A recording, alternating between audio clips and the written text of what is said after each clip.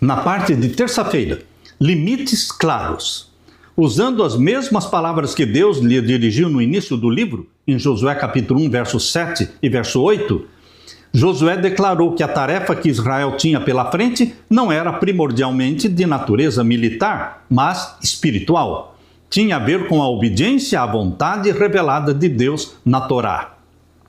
Por que você acha que Josué assumiu uma posição tão firme quanto ao relacionamento de Israel com as nações vizinhas? Ele era muito firme na questão de não se associar, não se unir, não se casar, não se misturar com as nações vizinhas. Josué capítulo 23 e os versos 6 a 8 deixa isso muito claro. Limites muito claros. Abra sua Bíblia e leia comigo. Josué 23 e os versos 6 a 8.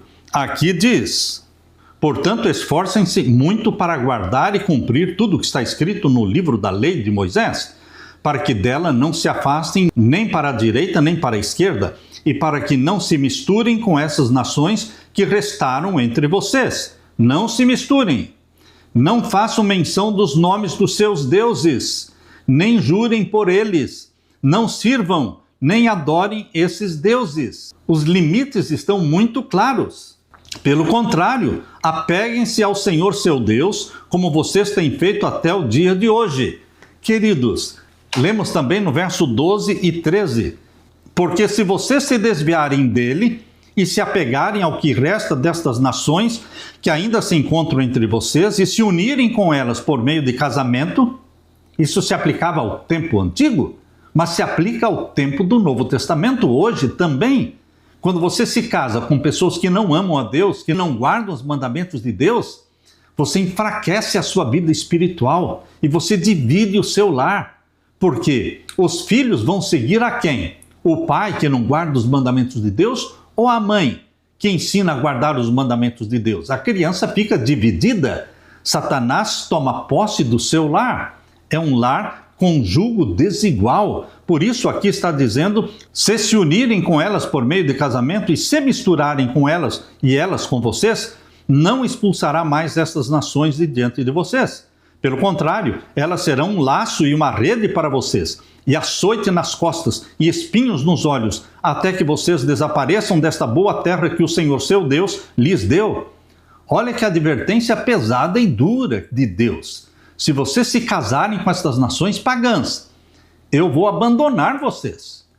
E vocês vão ser dominados e vão perder a boa terra que eu dei para vocês. Vocês vão perder essa boa terra. Eis que hoje eu sigo pelo caminho de todos os mortais, disse Josué. Eu estou morrendo, estou velho. E vocês sabem de todo o coração e de toda a alma que nenhuma só promessa falhou de todas as boas palavras que o Senhor seu Deus lhes falou, todas se cumpriram, nenhuma delas falhou. Aleluia! Meu querido irmão, o maior risco não é a perseguição do povo que vem de fora e nos persegue. Não, o maior risco é a nossa amizade com o mundo. Dize-me com quem tu andas, eu te direi quem tu és. Meu querido irmão, o maior risco era a amizade. Josué falou, se vocês se tornarem amigos destas nações, se vocês forem nas festas destas nações, se vocês namorarem as filhas deles, se vocês se casarem, vocês estarão se afastando de Deus. Deus os abandonará e vocês vão perder a terra que eu dei para vocês. O perigo que Israel enfrentou não era a ameaça da hostilidade das demais nações, mas o risco da amizade delas. Percebam, o maior perigo não era a ameaça da hostilidade das nações, mas o risco da amizade com essas nações. Hoje também, você se torna amigo das pessoas que não amam a Deus. E então o pecado vai deixando de ser pecado, ou melhor, não deixa de ser pecado, mas você vai olhando para os pecados que antes você considerava pecado. Mas agora, pela amizade com os ímpios, com aqueles que não guardam os mandamentos de Deus, você começa a olhar para os costumes e os hábitos deles como se não fossem mais pecaminosos. Queridos, a proibição de invocar o nome de algum deus pagão Por que não podemos pronunciar o nome de um Deus pagão? Israel se tornou apóstata. Tanto é que no calendário de Israel existia um mês chamado Tamuz. Tamuz era filho de Nimrod com Semíramis. Era o filho do Sol, que nasceu no dia 25 de dezembro. Eles não somente usavam o nome de um Deus, mas eles colocaram o nome de um Deus, dedicando para ele um dos meses do calendário de Israel. Aqui, Deus está dizendo, não pronunciem o nome dos deuses deles. A proibição de invocar o nome de algum deus pagão, jurar por ele e servi-lo ou curvar-se a ele, tinha a ver com a idolatria. Hoje também existe idolatria no 25 de dezembro. Existe idolatria na árvore de Natal. Queridos, o pinheiro é sim um símbolo de Nimrod. Nem o 25 de dezembro veio da Bíblia, nem o costume da árvore de Natal veio na Bíblia, nem Papai Noel veio da Bíblia. Tudo isso é paganismo.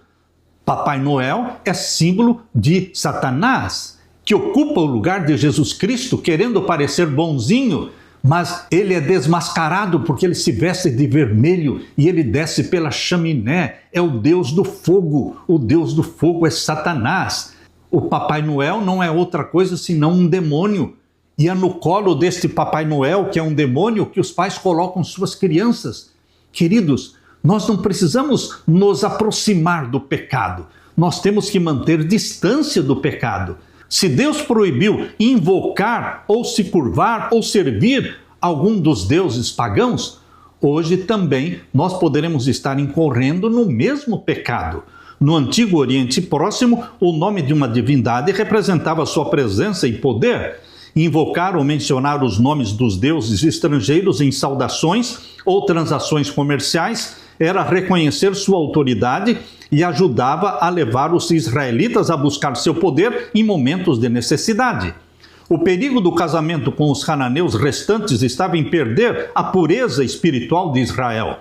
A intenção da advertência de Josué não era promover uma suposta pureza racial ou étnica, mas evitar a idolatria que podia levar ao colapso espiritual de Israel. O caso de Salomão, por exemplo, é bastante claro das tristes consequências espirituais do casamento entre pessoas de religiões diferentes.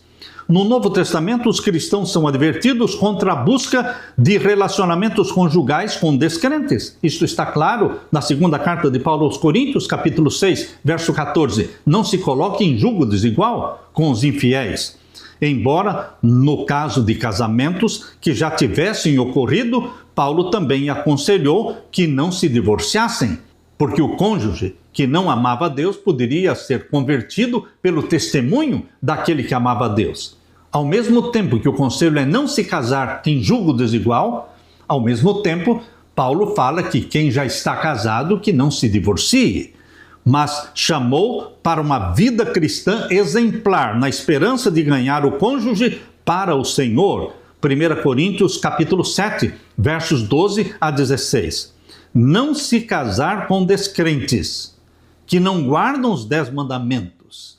Queridos, nós que amamos a Deus e guardamos os seus mandamentos, não podemos conviver com pessoas que não amam e não guardam os mandamentos de Deus. Nós deveremos ser firmes, não nos misturando com os infiéis, orando pelos infiéis, aproximando-nos deles para convertê-los, estudando a Bíblia com eles, mas não nos misturando, não comprometendo os princípios eternos de Deus. Que Deus nos ajude a ver os limites claros, como Josué estabeleceu, e dizer não para o jugo desigual, não para a mistura com as nações pagãs, não para as festas pagãs. Queridos, tudo que é vinho de Babilônia precisa ser abandonado. Deus diz: sai dela, povo meu. Aleluia!